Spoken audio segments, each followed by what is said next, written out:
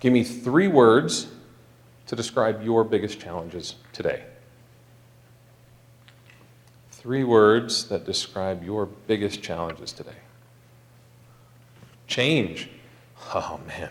You know, we joke about this in the military and say, the only constant is change. And then we laugh and kind of go, ha, ha, ha, ha.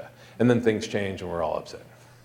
You know, we know this is happening. It still doesn't make it okay, but we know it's happening. Long-standing, okay?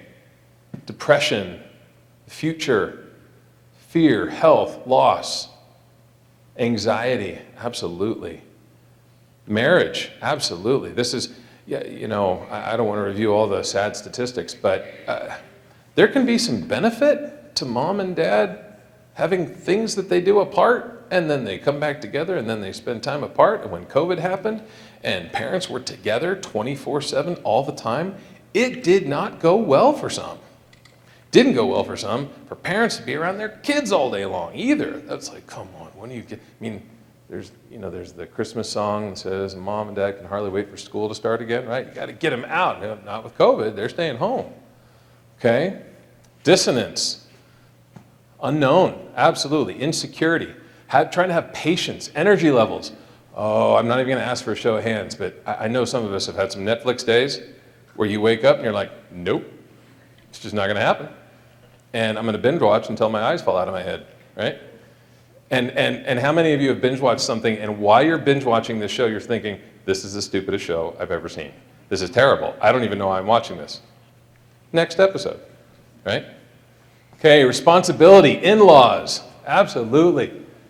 Criticism, grief, frustration, transition, stuck in the past. Oh, that's powerful. Thank you for being vulnerable and sharing these.